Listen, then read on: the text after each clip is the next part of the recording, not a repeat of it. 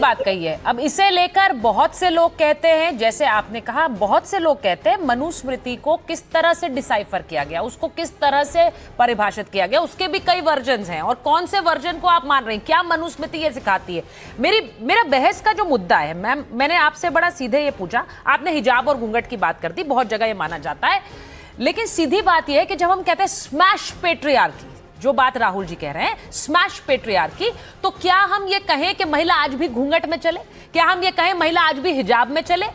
आप सही कह रहे हैं, कई जगह ऐसी हैं जहां पर घूंघट लाजमी हो जाएगा, हिजाब लाजमी हो जाएगा, लेकिन हम अपने वैचारिक सिद्धांत तो रखेंगे ना सामने। मैम, क्या हम कहें महिला आज भी घूंघट में ही रहे, हम ये कहें महिला आज भी हिजाब में ही रहे? जब हम ये कहते हैं ना, तो हम उसी के अंदर उसे दायरे में बांध देते हैं, इसीलिए एक स्टैंड लेना जरूरी है। मैं आज ये मानती हूं, आप ही की बात पर मैं गुरु प्रकाश जी से पूछती हूँ। गुरु प्रकाश, हाँ 20 सेकंड, हाँ बोलिए 20 सेकंड बोलिए। आपने जो कहा, एक होता है तर्क और एक होता है कुतर्क। स्मैश द पेट्रियार्की का अर्थ है कि जिस तरह से ब्रजभूषण सिंह यौन उत्पीड़न करता है और उस पर कोई कार्यवाही नहीं होती, कुलदीप सेंगर इसी तरह से बहुत ही लाइटली छोड़ दिए जाते हैं, चिन्मयानंद के ऊपर केस खत्म हो जाता है और भी दर्जनों हमारे सामने हैं। स्मैश द पेट्रियार्की का अर्थ यह है कि जो लोग आपके उत्पीड़क बने, आप उनके खिलाफ खड़े हो जाइए, वह है स्मैश द पेट्रियार्की। जो कोई भी व्यक्ति जिसको साधारण, पर मैम वहां उस मंच से जिससे राहुल जी बोल रहे थे, उसमें ना ब्रिजभूषण शरण सिंह का नाम था और ना कुलदीप सेंगर का नाम था। अगर आप वो लेकर बात करती तो मैं शायद उस पर चर्चा करती।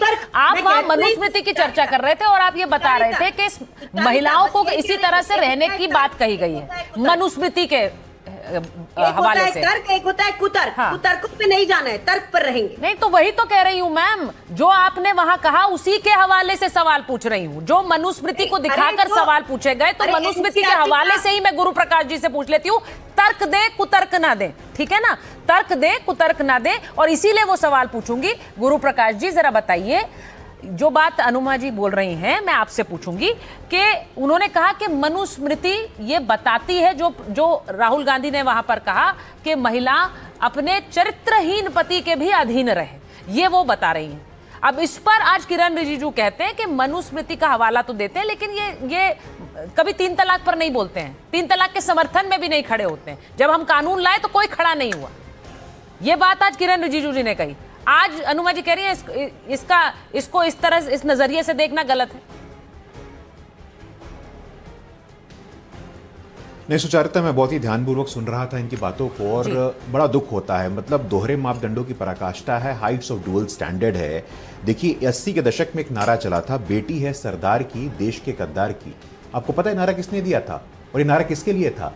ये नारा और किसी के लिए नहीं, वरिष्ठ नेत्री पूर्व केंद्रीय मंत्री मेनका गांधी जी के लिए था। और किसने दिया था मुझे आपको बताने की जरूरत नहीं है। तो सरदार की बेटी बेटी नहीं है क्या? पहली बात। दूसरा, हरियाणा कांग्रेस, देखिए इतनी बड़ी नेत्री हैं, पूर्व में केंद्रीय मंत्री रही, कुमारी शैलजा दलित समाज से आती हैं, दलित समाज की बेटी हैं, उनको क्या सम्मान मिला है? हुड्डा जी ने क्या सम्मान दिया उनको? बैनर पोस्टर से उनकी तस्वीरें गायब कर दी। तो सरदार की बेटी बेटी नहीं है, गद्दार की बेटी हो जाती है।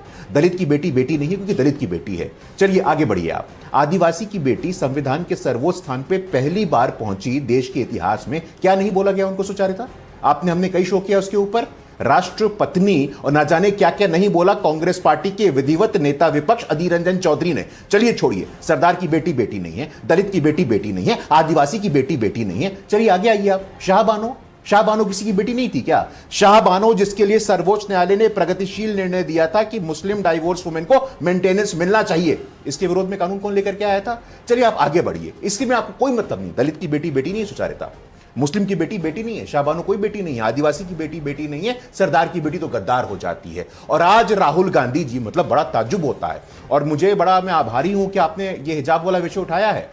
हिजाब के विषय में बाबा साहब अंबेडकर ने फ्रीडम और partition of India page number 254-255 में ये कहा है, हिजाब is an indication of slavish mentality.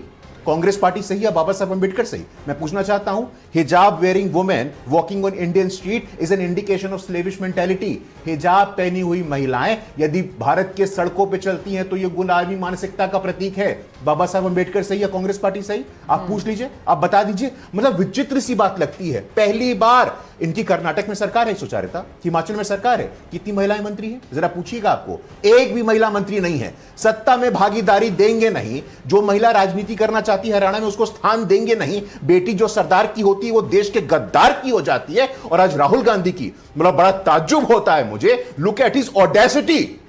Rahul Gandhi, आप देखो उनकी हिम्मत कैसे होती है कि पेट्रियार्की की बात करते हैं। देखिए हमारे यहां पटना में एक शब्द चलता है सुचारिता, अकबका जाना, तो राहुल गांधी अकबका गए हैं। इतनी संख्या दिखी तो अकबका गए, मेंटली अनस्टेबल हो गए। थोड़ा अपने इतिहास को झांक करके देखने की जरूरत है आपको। गांधी ने मनु के बारे में क्या कहा था, नेहरू ने मनु के बारे में क्या कहा था, जरा पढ़ के आइएगा। और आखिरी बात मैं बताना चाहता हूं आपको, यह देश यहां पे आज अनु से चलेगा, मनु से नहीं चलेगा। मैं पूरे जिम्मेदारी, पूरे संवेदनशीलता के साथ कहना चाहता हूं, आज अनु की बात होती है और राहुल गांधी मनु के जमाने में देश को ले जाना चाहते हैं। हमारा युवा सैटेलाइट लॉन्च व्हीकल बना रहा है सुचारिता, ड्रोन दीदी आ रही हैं, लेकिन इसके बावजूद मनु मनु मनु, समाज के पिछड़े वर्गों की बात आप करिए, लेकिन भेदभाव तो मत करिए।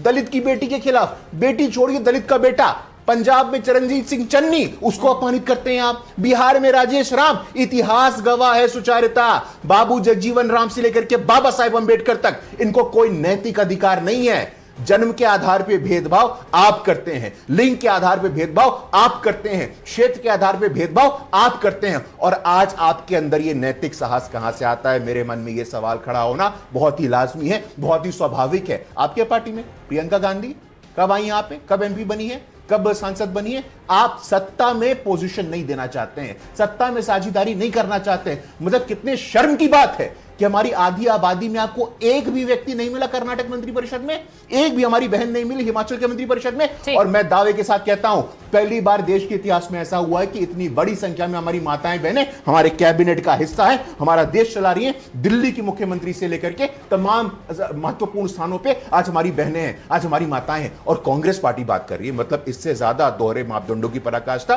डुअल स्टैंडर्ड्स, हिपोक्रेसी, इसका हाइट्स हो नहीं सकता है। राहुल गांधी को माफी मांगना चाहिए।